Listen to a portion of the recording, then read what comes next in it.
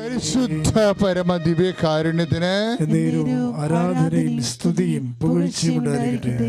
കൈ നെഞ്ചത്ത് വെച്ച് പ്രാർത്ഥിക്കും മക്കളെ. പരിശുദ്ധ പരമ ദിവ്യകാരുണ്യത്തിന് ആരാധനയും സ്തുതിയും പുകഴ്ചയും ഉണ്ടായിരിക്കട്ടെ. പരിശുദ്ധ പരമ ദിവ്യകാരുണ്യത്തിന് ആരാധനയും സ്തുതിയും. ഓ ദിവ്യമാം കാരുണ്യമേ സ്തുതിക്കട്ടെ. ഹല്ലേലൂയ. ദിവ്യമാം സ്നേഹമേ,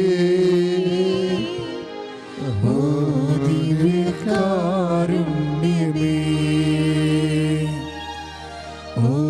ദിവ്യമാം സ്നേഹത്തോടെ, വിശ്വാസത്തോടെ, സന്തോഷത്തോടെ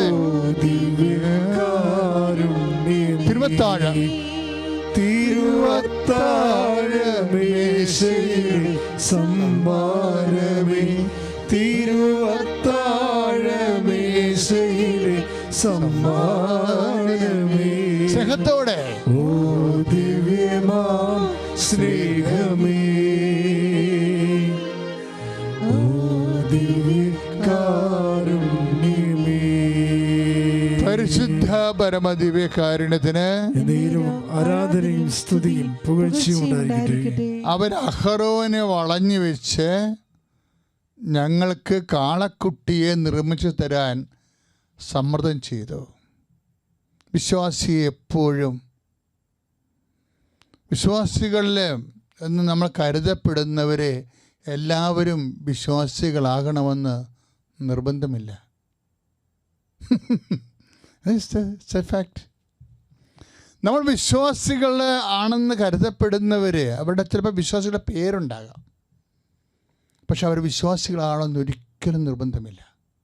എന്താ കാരണം വെച്ച് കഴിഞ്ഞാൽ അവർ അഹ്റോനെ വളഞ്ഞു വെച്ചിട്ട് പറയണത് ഞങ്ങൾക്ക് കാളക്കുട്ടിയെ ഉണ്ടാക്കി തരണം.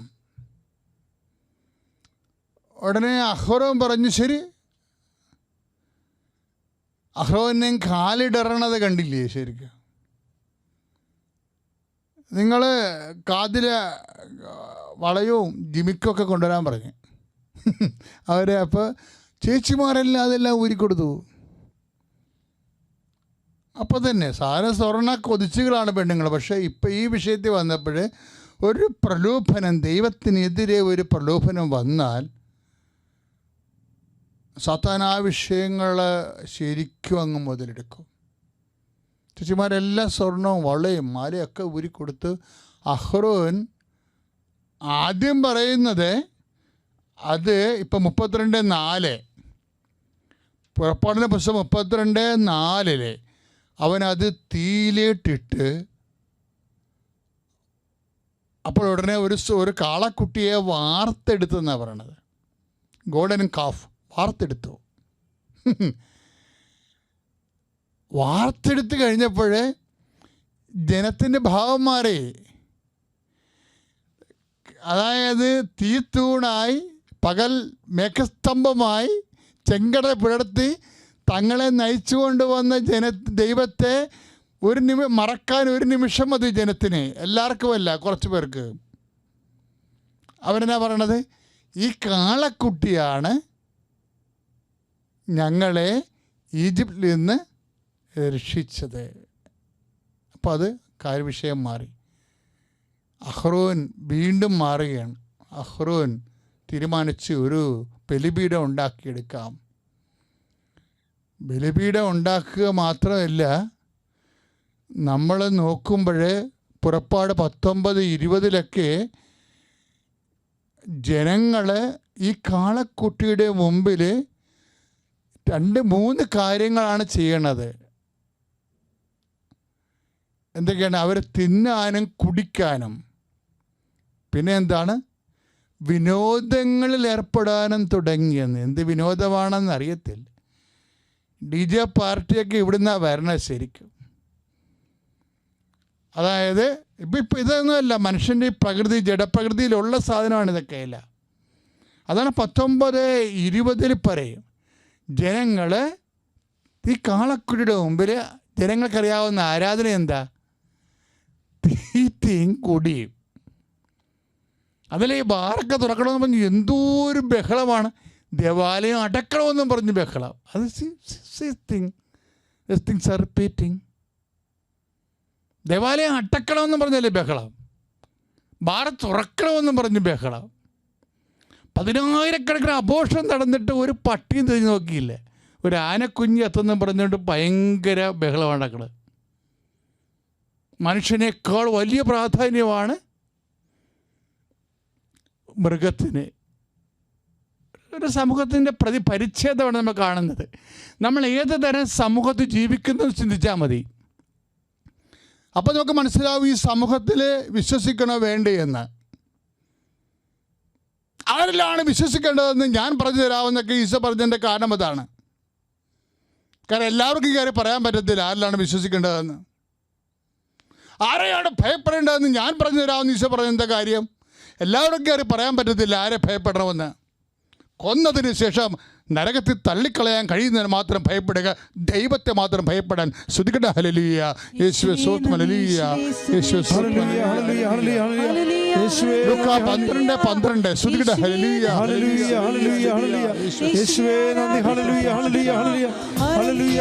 പരിശുദ്ധ പരമദിവ്യകാരുണ്യത്തിന് എന്നേരവും ആരാധനയും സ്തുതിയും പുകഴ്ചയും ഉണ്ടായിരിക്കട്ടെ. പരിശുദ്ധ പരമദിവ്യകാരുണ്യത്തിന് എന്നേരവും ആരാധനയും സ്തുതിയും പുകഴ്ചയും ഉണ്ടായിരിക്കട്ടെ.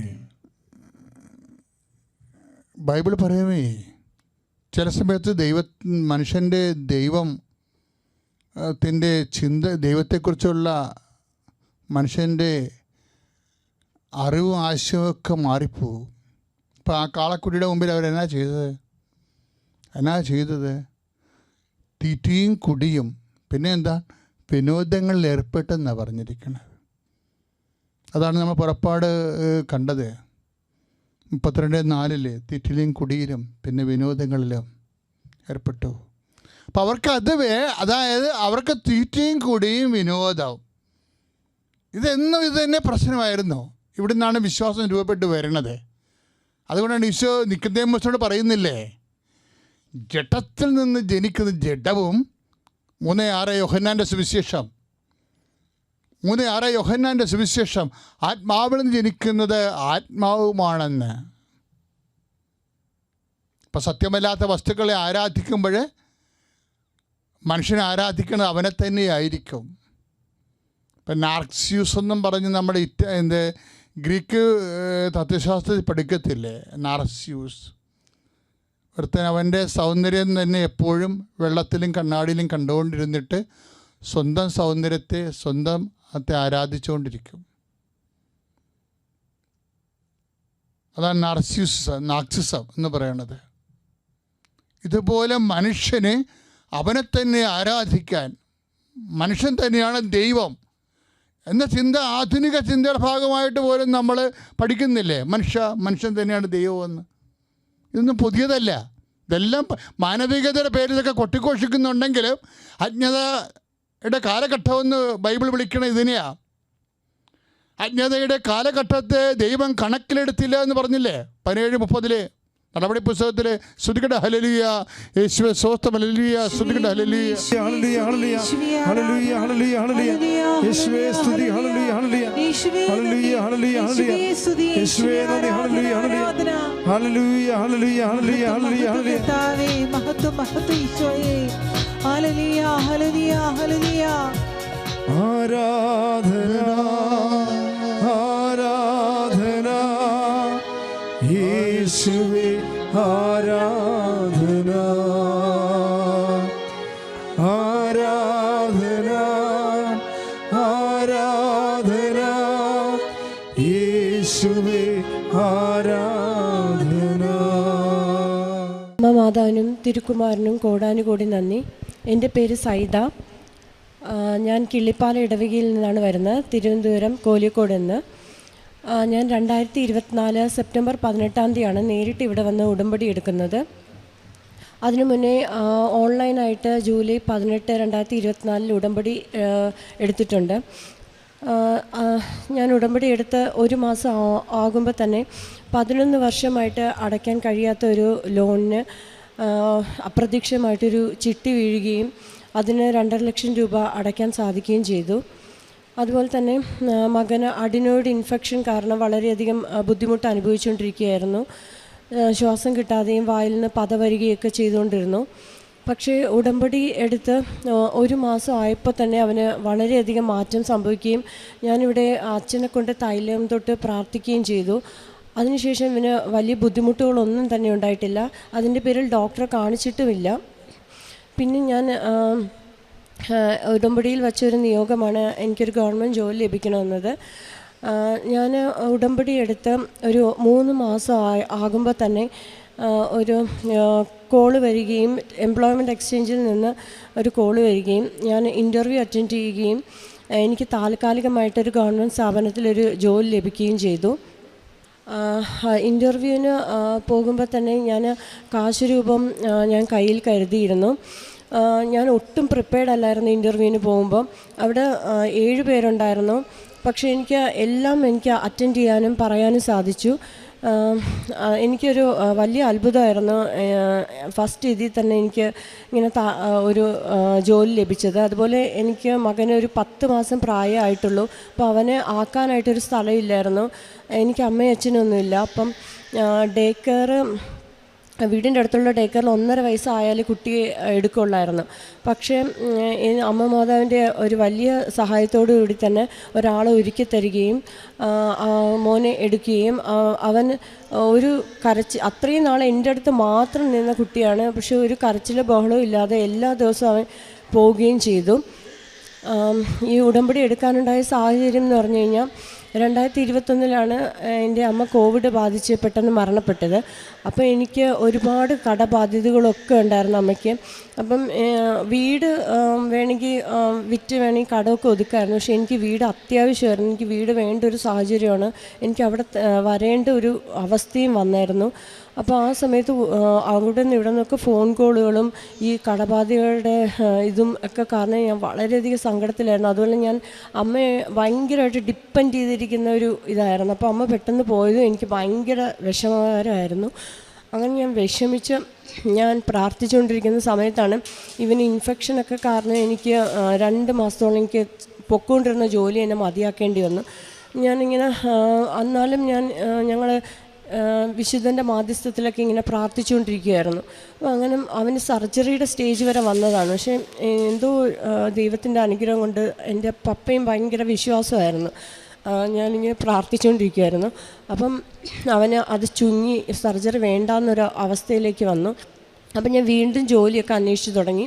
അപ്പോൾ എനിക്കൊരു വീടിൻ്റെ 2 സ്റ്റോപ്പ് അപ്പുറം തന്നെ എനിക്കൊരു ജോലി ശരിയായി. ഞാനങ്ങനെ ജോലിക്ക് കയറി. അപ്പോഴാണ് എനിക്ക് 2ാമതൊരു കുട്ടിയും കൂടെ ആയെന്ന് അറിയുന്നത്. എന്നാലും എനിക്ക് ഭയങ്കര വിഷമതകളും ഇതും കാരണം എനിക്ക് ഭയങ്കര ആത്മഹത്യ പ്രവണതയും എനിക്ക് രണ്ടാമതായി കുട്ടി വേണ്ടാന്നുള്ളൊരു ഇതൊക്കെയായിരുന്നു. പക്ഷേ എനിക്ക് ദൈവം എന്തോ ഇത് എന്നെ അതിൽ നിന്നൊക്കെ മാറ്റി വിട്ടു. ഒരു 7-ാം മാസമായി മകനെ വയറ്റിൽ 7-ാം മാസം ആയപ്പോഴാണ് ഹസ്ബൻഡ് ഇങ്ങനെ ഒരു ഇൻ്റർവ്യൂയുടെ ഇത് വന്നിട്ട് CV ഒക്കെ അയച്ചു കൊടുത്തിട്ട് റെസ്പോൺസ് ഇല്ലയെന്നും പറഞ്ഞ് ഇവിടെ ആലപ്പുഴയിൽ വരാനിടയായത്. അങ്ങനെ ഈ മാതാവിൻ്റെ ഇവിടെ കയറിയിട്ട് ഒരു ഉപ്പും ഈ മാതാവിൻ്റെ ഒരു ചെറിയ സ്റ്റാൻഡിൽ പുറത്തുനിന്ന് മേടിച്ചിട്ട് വന്നു. അങ്ങനെ 7-ാം മാസം സാധാരണ 7-ാം മാസമല്ലേ അമ്മമാരുടെ ഇത് വേണ്ടത്. പക്ഷെ എൻ്റെ മാതാവ് വീട്ടിൽ വന്നു. ഞാൻ മുറിയിലൊരു ആണി ഉണ്ടായിരുന്നു. അപ്പോൾ ആണിയിൽ ഏതൊക്കെ ഇതൊക്കെ ഫോട്ടോ വെച്ചിട്ടും ഈ പേപ്പറായിട്ടുള്ള ഫോട്ടോ തൂക്കിയിട്ടൊന്നും അത് ഇരിക്കുന്നില്ലായിരുന്നു. പക്ഷേ ഞാൻ ഈ ഫോട്ടോ കൊണ്ടുവന്ന് അവിടെ വച്ചപ്പോൾ അത് കറക്റ്റ് ഫിറ്റായിരുന്നു. എനിക്ക് ആ കോവിഡ് കാലഘട്ടത്തിലൊക്കെ അമ്മ എൻ്റെ അടുത്ത് പറയുമായിരുന്നു ഈ രക്തക്കണ്ണീർ ജപമാല പ്രാർത്ഥിക്കണം, കുരുക്കഴിക്കുന്ന ഇത് പ്രാർത്ഥിക്കണം. ഞാൻ അങ്ങനെ അത്രയും കാലം കാണില്ല, കാര്യം ഞാൻ അത്രയും ഡിപ്പെൻഡ് ചെയ്തിരിക്കുമായിരുന്നു അമ്മയുടെ അടുത്ത്. അപ്പം അമ്മ ഇങ്ങനെ പറയുമായിരുന്നു. ഞാൻ വീണ്ടും ജപമാല കഴുത്തിലിട്ടൊക്കെ ഞാൻ പ്രാർത്ഥിക്കാൻ തുടങ്ങി. ഇത്രയും ദുരിതങ്ങൾ ഇതൊക്കെ വന്നു തുടങ്ങിയപ്പം ഞാൻ വീണ്ടും ജപമാല കഴുത്തിലിട്ടൊക്കെ പ്രാർത്ഥിക്കാൻ തുടങ്ങി. പക്ഷേ ഈ ഡിസംബർ മാസം മാതാവ് അവിടെ വന്നതിന് ശേഷം ഞാനന്ന് ഉടമ്പടിയിലൊന്നും അല്ല എങ്കിലും ഭയങ്കര അത്ഭുതശക്തിയായിരുന്നു. വീണ്ടും അപ്രതീക്ഷിതമായിട്ടൊരു ചിട്ടി വീഴുകയും എനിക്ക് ആ ഡെലിവറിയുടെ കാര്യങ്ങളെല്ലാം എനിക്ക് കറക്റ്റായിട്ട് നടത്തി തരികയും ഡെലിവറി 7-ാം തീയതിയാണ് നടന്നത്. മാതാവിൻ്റെ ആ ഒരു ഡേറ്റ് അത് ഞാൻ പിന്നീടാണ് ആലോചിച്ചത്. 7-ാം തീയതിയായിരുന്നു 2ാമത്തെ മകൻ ജനിച്ചത്. ഞാൻ ആ സമയത്ത് ഞാൻ 9 മണിക്ക് കിടന്ന് ഞാൻ 1:30 പെട്ടെന്ന് എണീറ്റതാണ്. ഞാൻ 2 ജപമാല പ്രാർത്ഥിച്ചു. അധികം സമയമൊന്നും എനിക്ക് പെയിൻ അനുഭവിക്കേണ്ടി വന്നില്ല. 3 മണിക്കൂറായപ്പോൾ തന്നെ നോർമലാക്കി എനിക്ക് തന്നു മാതാവ്. അതുപോലെ തന്നെ കുട്ടി ജനിച്ചപ്പോൾ ഞാൻ വളരെ അത്ഭുതപ്പെട്ടു പോയി. കാരണം അവൻ എൻ്റെ അമ്മയുടെ അതേ മുഖമായിരുന്നു. എനിക്ക് ഭയങ്കര ആശ്വാസമായിരുന്നു. അവൻ്റെ ഓരോ ആക്ഷനൊക്കെ കാണുമ്പോൾ എനിക്ക് മമ്മിയെപ്പോലെ എനിക്ക് തോന്നുമായിരുന്നു. അതുപോലെ തന്നെ ഞാൻ ഓൺലൈൻ ഉടമ്പടി എടുത്ത ജൂലൈ 18 എടുത്ത് പ്രാർത്ഥിച്ചുകൊണ്ടിരുന്നപ്പം 1 മാസം കഴിഞ്ഞപ്പോൾ തന്നെ ഞാൻ വളരെയധികം വിഷമത്തിൽ ഞാൻ ഇങ്ങനെ പ്രാർത്ഥിച്ചുകൊണ്ടിരിക്കുകയായിരുന്നു. അപ്പോൾ പെട്ടെന്ന് തന്നെ തിരുഹൃദയ രൂപം തെളിഞ്ഞു വന്നു. അതാണ് എനിക്ക് ആദ്യമായിട്ട് കിട്ടിയ അടയാളം.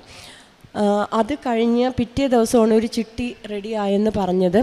അപ്പോൾ തന്നെ ഞാൻ അനിയത്തിയെ വിളിച്ച് പറഞ്ഞായിരുന്നു, എനിക്കൊരു അനിയത്തിയുണ്ട്. അപ്പോൾ അവൾ പറഞ്ഞു അവിടെ പോയി ചോദിച്ചായിരുന്നു ചിട്ടി വേണമെന്ന്. പക്ഷേ ഞാൻ ചോദിച്ചിട്ടില്ല. അതുപോലെ അഡ്രസ്സ് സാധാരണ ഞാൻ ഇവിടെ വീട് ഒറ്റയ്ക്കൊക്കെ കൊടുത്തിരിക്കുകയായിരുന്നു. പിന്നെ ഒറ്റ ഒഴിപ്പിച്ച് ഞാനിങ്ങോട്ട് വന്നതാണ്. അപ്പോൾ ഒറ്റയ്ക്ക് കൊടുത്തേക്കാൻ കാരണം അഡ്രസ്സ് അനിയത്തിയുടെ അവിടെയുള്ള അഡ്രസ്സിലാണ് സാധാരണ പോകുന്നത്, നോട്ടീസും കാര്യങ്ങളൊക്കെ. പക്ഷേ അത്ഭുതകരമായിട്ട് ഇത് എൻ്റെ കയ്യിൽ തന്നെ ഇങ്ങനെ വന്നത് എങ്ങനെയെന്ന് ചോദിച്ചു. അപ്പോൾ അതൊക്കെ എനിക്ക് ഭയങ്കര അത്ഭുതമായിരുന്നു. അത് കഴിഞ്ഞ് ഞാനൊരു 2 മാസം കഴിഞ്ഞപ്പോൾ ഞാൻ വീണ്ടും ഒരു സ്വപ്നം കണ്ടു. മാതാവ് വീട്ടിൽ വരുന്നതായിട്ടും എൻ്റെ കുട്ടിയെ നോക്കുന്നതായിട്ടും ഞാൻ എന്തൊക്കെയോ ജോലി ചെയ്ത് നടക്കുന്നതായിട്ടും. അത് കഴിഞ്ഞ് ഒരാഴ്ച കഴിഞ്ഞപ്പോഴാണ് എംപ്ലോയ്മെൻറ്റ് എക്സ്ചേഞ്ചിൽ നിന്ന് ഇങ്ങനൊരു കോള് വരികയും പെട്ടെന്ന് തന്നെ എനിക്കൊരു ജോലി റെഡിയാവുകയും ചെയ്തത്. പല കാര്യത്തിലും എനിക്ക് ഭയങ്കര അത്ഭുതമായിരുന്നു. മോൻ ഇതുപോലെ ഒരു ദിവസം റവ എന്തോ കാച്ചിക്കൊണ്ടിരുന്നപ്പം ആ തിളച്ച റവയിൽ കൈ ഇങ്ങനെ വച്ചു. അപ്പം അവൻ ആ കൈ മൊത്തം പൊള്ളിയിരുന്നെങ്കിൽ എനിക്ക് പിന്നെ ജോലിക്കൊന്നും പോകാൻ പറ്റില്ല. പക്ഷേ കയ്യിലൊരു തുള്ളി പൊള്ളൽ പോലും അതിൽ അനുഭവപ്പെട്ടിട്ടില്ല. അതുപോലെ ഒരിടയ്ക്ക് മകന് കാല് കുഴഞ്ഞിങ്ങനെ അവന് നടക്കാൻ പറ്റാത്തൊരു ഇതായിരുന്നു. അപ്പോൾ ഡേ കെയറിലും അവർക്ക് ഭയങ്കര ബുദ്ധിമുട്ടായിരുന്നു ഇങ്ങനെ ഈ കുട്ടിയെ നോക്കാനായിട്ട്. അപ്പം ഞാൻ ഒരു ദിവസം ലീവ് എടുക്കും, ഒരു ദിവസം പോവും, അങ്ങനത്തെ ഇതിലായിരുന്നു. അപ്പം എനിക്ക് പെട്ടെന്ന് മനസ്സിൽ തോന്നി, നീ എല്ലാവരുടെ അടുത്തും പറയുമല്ലോ കാശ് രൂപം വയ്ക്കണം, പ്രാർത്ഥിക്കണം എന്നൊക്കെ, നിൻ്റെ കാര്യത്തിൽ ഇതൊന്നും പറ്റില്ലേ? അപ്പം അന്നാണ് ഞാൻ ആലോചിച്ചത്. പിന്നെ ഞാനൊന്ന് കാശ് രൂപവും തലേണയുടെ അടിയിൽ വെച്ചിട്ടാണ് ഞാൻ കുട്ടിയെ കിടത്തിയത്. പിറ്റേ ദിവസം രാവിലെ എണീറ്റപ്പം എനിക്ക് ഭയങ്കര അത്ഭുതമായിരുന്നു. ഇത്രയും നാൾ തറയിൽ കാല് കുത്താത്തവൻ തറയിൽ കാല് കുത്തി അവൻ പഴയതുപോലെയായി. എനിക്ക് മാതാവിൻ്റെ ഭയങ്കര പ്രൊട്ടക്ഷൻ എനിക്ക് ഫീൽ ചെയ്യുന്നുണ്ടായിരുന്നു. അതുപോലെ ഡേറ്റ് എഴുതി വെച്ച് പ്രാർത്ഥിക്കുന്ന ഒരിതുണ്ടായിരുന്നു. ഞാൻ ഡേറ്റുകളൊക്കെ എഴുതി വെച്ച് പ്രാർത്ഥിക്കുമായിരുന്നു. പക്ഷേ ഡേറ്റുകളിലൊന്നും എനിക്ക് നടന്നു കിട്ടില്ല. അപ്പം ഞാൻ ഇങ്ങനെ മാതാവിൻ്റെ അടുത്ത് പറഞ്ഞു, ഞാൻ ഇനി ഡേറ്റ് ഒന്നും എഴുതി വെക്കില്ല എന്ന്. പക്ഷേ ഓരോ ഡേറ്റുകൾ പിന്നീട് കണ്ടപ്പോൾ എനിക്ക് അത്ഭുതം തോന്നി. 18 എന്നുള്ളൊരു ഡേറ്റ് ഞാൻ എപ്പോഴും എഴുതി വയ്ക്കുമായിരുന്നു. അപ്പം എൻ്റെ ജോലി സ്ഥലത്ത് തന്നെ എനിക്ക് കൂടെയുള്ള ഒരു ആൾ, എനിക്ക് ഓഫീസർ, എനിക്ക് ഭയങ്കര സപ്പോർട്ടായിരുന്നു. അവർ അപ്പോയിൻമെൻറ്റ് ഞാൻ മുമ്പ് അവിടെ പോയപ്പോൾ ഈ ഫയലൊക്കെ മറിച്ച് നോക്കിയപ്പം അവർ അപ്പോയിൻറ്റ് ചെയ്തത് ഞാൻ ഓൺലൈൻ ഉടമ്പടി എടുത്ത അതേ ഡേറ്റിന് സെപ്റ്റംബർ 18-നാണ്. അപ്പോൾ എനിക്ക് ഭയങ്കര അത്ഭുതം തോന്നി. അതുപോലെ 27 ഡേറ്റ് ഞാൻ എഴുതി വെച്ച് പ്രാർത്ഥിക്കുമായിരുന്നു. അന്നാണ് എനിക്ക് ഇൻ്റർവ്യൂ കോള് വന്നത്. അപ്പം ഞാൻ പിന്നെ ഡേറ്റിനെ കുറിച്ച് നടന്നോ ഞാൻ പിന്നെ നോക്കാറില്ല. എന്തായാലും അമ്മ മാതാവ് അതിൽ പ്രവർത്തിക്കുമെന്ന് എനിക്ക് നല്ല വിശ്വാസം ഉണ്ടായിരുന്നു. അതുപോലെ കഴിഞ്ഞ തവണ ഉടമ്പടി പുതുക്കാൻ വന്നപ്പോൾ ഞാൻ സാക്ഷ്യം പറയേണ്ടതാണ്. പക്ഷേ ഞാനന്ന് എനിക്കിത്തിരി പേടിയായിരുന്നു വന്നിങ്ങനെ പറയണ്ടേ എന്നൊക്കെ ഉള്ള ഇത്. അപ്പം ഞാനിങ്ങനെ സിസ്റ്ററിന് ചോദിച്ചപ്പോൾ തിരക്കാണ്, ഉച്ച കഴിഞ്ഞേ പറയാൻ പറ്റുള്ളൂ എന്ന് പറഞ്ഞു. അപ്പം ഞാൻ വേറൊരു ദിവസം വരാമെന്ന് പറഞ്ഞ് പോയി. പക്ഷേ അന്ന് എനിക്ക് ഭയങ്കര ഒരു ഇതായിരുന്നു. ട്രെയിനിൽ വെച്ച് ഞാൻ ഭയങ്കരമായിട്ട് വൊമിറ്റ് ചെയ്യുകയും ഭയങ്കര ഒരു ഇതൊക്കെയായിരുന്നു. അപ്പോൾ അന്ന് തൊട്ട് എനിക്ക് സാക്ഷ്യം പറയണമെന്നൊരു ഇതായിരുന്നു. സാക്ഷ്യം പറഞ്ഞ് ഞാൻ മടി തോന്നരുതെന്നുള്ളൊരു ഇതെനിക്ക് ഉണ്ടായി. അതുപോലെ പത്രം കൊടുക്കാനുണ്ടായ അനുഭവങ്ങളെന്ന് പറഞ്ഞാൽ, ഞാൻ ആദ്യമൊക്കെ പത്രം കൊടുക്കാൻ പോകുമ്പം എനിക്ക് ഇതായിരുന്നു, ഞാൻ എങ്ങനെ പറയും, എന്ത് പറയും ഈ ആൾക്കാരുടെ അടുത്തൊക്കെ. ഞാനങ്ങനെ ഒരു ആൾക്കാരുടെ അടുത്തൊന്നും അധികം സംസാരിക്കുന്ന ഒരു ആളല്ല. അപ്പോൾ എന്ത് പറയും, എനിക്ക് പറ്റുമോ എന്നൊക്കെ ഉള്ളൊരിതായിരുന്നു. പക്ഷേ അവിടെ എല്ലാം ദൈവം എൻ്റെ കൂടെ ഉണ്ടായിരുന്നു. ഞാൻ CSA ഒരു ആൾക്ക് പത്രം കൊടുത്തപ്പോൾ അവർ ഒരുവിധം മേടിക്കില്ലായിരുന്നു. അപ്പം ഞാൻ അവരുടെ അടുത്ത് അവർ പറഞ്ഞു, ഈശോയുടെ നേരിട്ട് പ്രാർത്ഥിച്ചാൽ മതി, മാതാവിൻ്റെ മധ്യസ്ഥത്തിൻ്റെ ഒന്നും ആവശ്യമില്ല, അങ്ങനെയാണ് ഇങ്ങനെയാണെന്നൊക്കെ പറഞ്ഞ് ഞാൻ കുറേ തർക്കിച്ചു. അപ്പം ഞാൻ ദൈവത്തിനോട് പറഞ്ഞു, ഞാൻ എന്ത് പറഞ്ഞ് ഇവരെ വിശ്വസിപ്പിക്കും. അപ്പം എനിക്ക് പെട്ടെന്നൊരു മനസ്സിൽ തോന്നി, അമ്മ പറഞ്ഞ ഈശോ കേൾക്കും. അപ്പം ഞാനത് അവരോട് പറഞ്ഞു. പക്ഷെ എത്രയും നേരം തർക്കിച്ച് ഇത് മടിച്ച് നിന്നിരുന്ന അവർ പെട്ടെന്ന് തന്നെ എൻ്റെ കയ്യിൽ നിന്ന് ആ പത്രം മേടിച്ചു. അപ്പോൾ എനിക്കത് ഭയങ്കര ഒരു അത്ഭുതമായിരുന്നു. അതുപോലെ ഞാനിങ്ങനെ ബസ്സിലൊക്കെ അടുത്തിരിക്കുന്നവരോട് മാത്രമേ ഇതൊക്കെ കൊടുക്കുകയുള്ളായിരുന്നു. അപ്പം ഞാൻ പിന്നീട് ആൾക്കൂട്ടത്തിൻ്റെ ഇടയിൽ നിൽക്കുമ്പോൾ ഞാൻ അവർക്ക് കൊണ്ട് കൊടുക്കാനൊക്കെ തുടങ്ങി. അപ്പോഴും എനിക്ക് മടിയായിരുന്നു, അയ്യോ ഞാൻ എന്ത് പറയും ഇവരോട്. ആദ്യമൊക്കെ ഞാനിങ്ങനെ മാതാവിനെ പറ്റിയോ കൃപാസനത്തെ പറ്റിയൊന്നും പറയില്ല, പള്ളിയിലൊരു പത്രമാണ് വായിക്കണം എന്നൊക്കെ പറയുള്ളായിരുന്നു. അപ്പം ഞാനങ്ങനെ ഒരു ചേച്ചിക്ക് കൊടുത്തപ്പം ഒരുവിധം അവർ മേടിക്കില്ല. അപ്പം വേറൊരാൾ ഇതേപോലെ ഹിന്ദു മതവിശ്വാസി അവിടെ വന്ന് ഈ കൃപാസനത്തെക്കുറിച്ചും പത്രത്തെക്കുറിച്ചൊക്കെ സംസാരിക്കാൻ തുടങ്ങി. അപ്പോഴത്തേക്കും അവർ ആ പത്രം മേടിക്കുകയും ഓൺലൈൻ ഉടമ്പടി എടുക്കാമെന്ന് പറയുകയും ചെയ്തു. അതുപോലെ ഞാൻ കുറേ പേർക്ക് ഓൺലൈൻ ഉടമ്പടി എടുത്ത് കൊടുത്തിട്ടുണ്ട്. പിന്നെ കാരുണ്യപ്രവൃത്തിയായിട്ട് എനിക്കാവുന്ന സഹായങ്ങളൊക്കെ ഞാൻ ചെയ്യാറുണ്ട്. പിന്നെ കഴിഞ്ഞ ആഴ്ച 7-ാം തീയതി ഞാനിവിടെ വരണമെന്ന് വിചാരിച്ചപ്പോൾ എനിക്ക് സാധിച്ചില്ല. ഹസ്ബൻഡ് ഇങ്ങനെ ഒരു ഉറക്കക്കുറവിൻ്റെ ഒരു ബുദ്ധിമുട്ടുണ്ടായിരുന്നു. അപ്പോൾ രാത്രി മൊത്തം ഉറങ്ങാത്ത ഒരു അവസ്ഥയായിരുന്നു. 2 ദിവസം അതിന് ബുദ്ധിമുട്ടി. അപ്പം എനിക്ക് സംശയമായിരുന്നു എനിക്ക് ഈ ആഴ്ച തന്നെ ഇവിടെ വരാൻ പറ്റുമോ എന്നുള്ളത്. പക്ഷെ ഞാനത് ഭയങ്കരമായിട്ട് പ്രാർത്ഥിച്ചതിൻ്റെ ഫലമായിട്ട് മാതാവ് അനുഗ്രഹിച്ച് പിന്നീട് ഒരു ബുദ്ധിമുട്ടും അനുഭവപ്പെട്ടിട്ടില്ല. ഇനി എനിക്ക് ഇത് തന്നെയാണ് ജീവിതം, ഉടമ്പടി തന്നെയാണ് എൻ്റെ ജീവിതം. ഭൂമിയിലെ ഒരു സ്വർഗമായിട്ടാണ് എനിക്കിത് തോന്നുന്നത്. കാര്യം എനിക്ക് പപ്പ എപ്പോഴും കൊച്ചിലെ മുതൽ എനിക്ക് എവിടെയെങ്കിലും പ്രാർത്ഥിച്ചിട്ടേ എന്നെ വിടാറുള്ളായിരുന്നു. ഒരു ചെറിയ പരീക്ഷയായാലും എന്താവശ്യത്തിന് പോയാലും പ്രാർത്ഥിപ്പിച്ചിട്ടാണ് വിടുന്നത്. അപ്പോൾ എനിക്ക് ഈ അച്ഛൻ്റെ ഈ പ്രാർത്ഥന, ഡെയിലി ബ്രെഡിൻ്റെ ആ പ്രാർത്ഥന കേൾക്കുമ്പോൾ എനിക്ക് അതാണ് ഓർമ്മ വരുന്നത്. എനിക്കതൊക്കെ തിരിച്ചു കിട്ടിയാലോ തോന്നുന്നു. അതുപോലെ അമ്മ എന്നെ എപ്പോഴും ശാസിക്കും, അത് ചെയ്യണം ഇത് ചെയ്യണം. അപ്പം എനിക്ക് എപ്പോഴും മനസ്സിലിങ്ങനെ മാതാവ് ഇങ്ങനെ ചെയ്യണം അങ്ങനെ ചെയ്യണം എന്ന് പറയുന്ന പോലെ ഒരു ഫീലിംഗ് ഉണ്ട്. അപ്പം എൻ്റെ ജീവിതം ഇത് തന്നെയാണ്, ഉടമ്പടി തന്നെയാണ് എൻ്റെ ജീവിതം. ഒരു ഭൂമിയിൽ ഒരു സ്വർഗമായിട്ട് ദൈവത്തോടൊപ്പമുള്ള ഒരു ജീവിതമായിട്ടാണ് എനിക്ക് തോന്നുന്നത്. ഈശോയ്ക്കും മാതാവിനും കോടാനുകോടി നന്ദി. എൻ്റെ പേര് മേഘ ജോസഫ്. ഞാൻ കാഞ്ഞിരമ്പറ്റത്ത് നിന്ന് വരുന്നു. ഞാൻ ആദ്യമായി ഉടമ്പടി എടുക്കുന്നത് 2022-ലാണ്.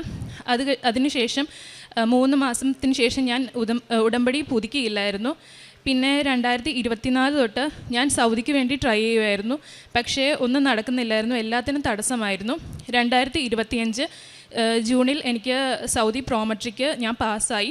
അതിനുശേഷം ഒരാഴ്ചയ്ക്ക് ശേഷം എനിക്ക് ഇൻ്റർവ്യൂവും കിട്ടി, അതിന് ഞാൻ പാസ്സായി. പക്ഷേ എനിക്ക് മെഡിക്കൽ കിട്ടുന്നില്ലായിരുന്നു.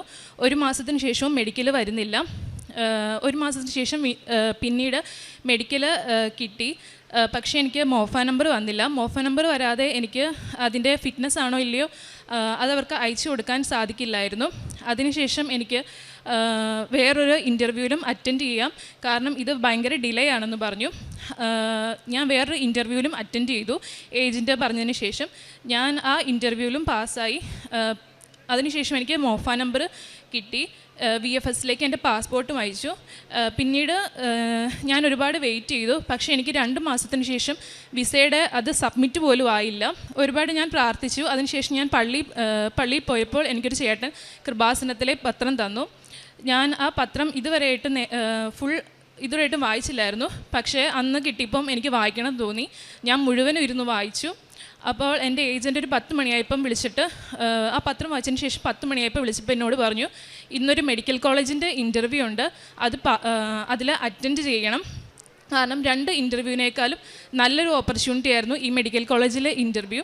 കൂടുതൽ സാലറിയും ഉണ്ടായിരുന്നു. അപ്പോൾ ഞാനിത് 12 മണിക്കാണ് ആ ഇൻ്റർവ്യൂ എന്ന് പറഞ്ഞു. എനിക്ക് പ്രിപ്പയർ ചെയ്യാനൊന്നും സമയമില്ലായിരുന്നു. 2 മണിക്കൂറേ ഉണ്ടായിരുന്നുള്ളൂ. പക്ഷേ ഞാനത് അറ്റൻഡ് ചെയ്തു. ബാക്കി 2 ഇൻ്റർവ്യൂവിലും എനിക്ക് 1 ദിവസത്തിനോ അല്ലെങ്കിൽ 2 ദിവസത്തിനോ ശേഷം എൻ്റെ റിസൾട്ട് വന്നായിരുന്നു. ഇത് ഒരാഴ്ചയ്ക്ക് ശേഷവും എൻ്റെ റിസൾട്ട് വന്നില്ല. റിസൾട്ട് വരാതിരുന്നപ്പം ഞാൻ ഒരുപാട് അമ്മയോട് പ്രാർത്ഥിച്ചു. അതിനുശേഷം എനിക്ക് ഒരാഴ്ചയ്ക്ക് ശേഷം ഏജൻറ്റ് പറഞ്ഞു, ഇത് വെയിറ്റിംഗ് ലിസ്റ്റിലാണ്, നമുക്ക് എന്താണെന്ന് അറിഞ്ഞൂടാ, 15 ചാൻസേ ഉള്ളൂ. ഞാൻ ആദ്യത്തേത് ഞാൻ എൻ്റെ വിസ ഓൾറെഡി എംബസിയിൽ കൊടുത്തായിരുന്നു. അതും അവിടെ സബ്മിറ്റ് ആവാതെ ഇരിക്കുകയായിരുന്നു. 2നും 50 ചാൻസേ ഉള്ളൂ, അല്ലെങ്കിൽ നമുക്ക് ഇതെല്ലാം സ്റ്റോപ്പ് ചെയ്യേണ്ടി വരുമെന്ന് പറഞ്ഞു. അപ്പം ഞാൻ ഒരുപാട് അമ്മയോട് പ്രാർത്ഥിച്ചു. അതിനുശേഷം എനിക്ക് അവർ പറഞ്ഞു, ഈ ഇൻ്റർവ്യൂവിന് കിട്ടിയിട്ടുണ്ട്, നമുക്ക് നാളെ തന്നെ പോയി മെഡിക്കൽ എടുക്കണം എന്ന് പറഞ്ഞു. അങ്ങനെ ഞാൻ മെഡിക്കൽ എടുത്തു. പക്ഷേ അവർ വീട്ടിൽ വന്നതിന് ശേഷം അവർ പറഞ്ഞു, എൻ്റെ മെഡിക്കൽ ഫിറ്റായില്ല, എക്സ്റേയിൽ മൈൽഡ് പ്ലൂരൽ തിക്നിങ് ഉണ്ട്, അതുകൊണ്ട് നമുക്ക് ഒന്നും കൂടെ റിപ്പീറ്റ് എക്സ്റേ 5 ദിവസത്തിന് ശേഷം എടുക്കണം എന്ന് പറഞ്ഞു. അപ്പോൾ എൻ്റെ അമ്മ ഇടയ്ക്കിടയ്ക്ക് എന്നോട് പറയുമായിരുന്നു, ഇനി നീ ഉടമ്പടി പുതുക്കുന്നുണ്ടോ എന്ന്. അപ്പം ഞാൻ ഒന്നും പറഞ്ഞില്ലായിരുന്നു. പക്ഷേ അതിനുശേഷം എനിക്ക് വീട്ടിൽ വന്നപ്പം ഞാൻ തന്നെ അങ്ങോട്ട് പറഞ്ഞു, എനിക്ക് നാളെ പോയി എൻ്റെ ഉടമ്പടി പുതുക്കണം എന്ന് പറഞ്ഞു.